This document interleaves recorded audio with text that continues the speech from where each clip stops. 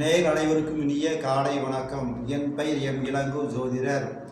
ஹரிஹோ நன்றாக குருவாழ்க, குருவே துணை. பாரூரலையில் மாந்தர் பரவு ஜரண பலனை கூர்மையுடன் நான் அறிந்து கூறுவேன். சீர் மேவும் செல்வ கணபதியே, சீர்காழி மால் மருகா, கல்விக்கு விநாயகரை காப்பு. 12 ராசிகளுக்கான நற்பலன்களை பார்ப்போம். குரோதி வருடம் ஆவணி மாதம் 6ஆம் நாள் 22/8/2024 வியாழக்கிழமை. திருதியை திதி மாலை 6 மணி 2 நிமிடம் வரை. பின்பு சதுர்ச திதி. உத்திரட்டாதி நட்சத்திரம் அதிகாலை 3 மணி 7 நிமிடம் வரை. பின்பு ரேவதி நட்சத்திரம். நல்ல நேரம் காலை 10 மணி 45 நிமிடம் முதல் 11 மணி 45 நிமிடம் வரை. மாலை 4 மணி 45 நிமிடம் முதல் 5 மணி 45 நிமிடம் வரை. மேசராசினியர்களுக்கு தொட்ட காரியத்தால் ஜெயம் உண்டாகும். முருகன் வழிபாடு செய்துள்ளது. ரிஷபராசினியர்களுக்கு தொழிலால் நஷ்டம் ஏற்படும். விநாயகர் வழிபாடு செய்து நல்லது.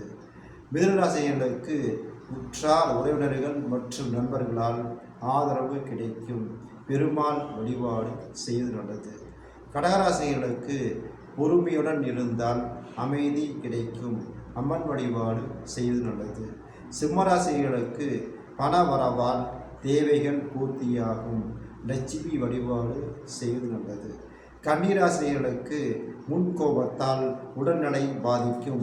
முருகன் வழிபாடு செய்வது நல்லது. துளாராசிகளுக்கு பிடிவாத குணத்தால் கெட்ட பெயர் உருவாகும். அம்மன் வழிபாடு செய்து நல்லது. விருச்சிகராசிகளுக்கு பயணங்களால் அனுகூலம் கிடைக்கும். விநாயகர் வழிபாடு செய்து நல்லது. தனுசு ராசிகளுக்கு மகிழ்ச்சியுடன் இருந்தால் இன்பம் கிடைக்கும். முருகன் வழிபாடு செய்து நல்லது. மகர ராசிகளுக்கு குடும்ப உறுப்பினர்களால் அன்பு கிடைக்கும். குலதெய்வ வழிபாடு செய்து நல்லது.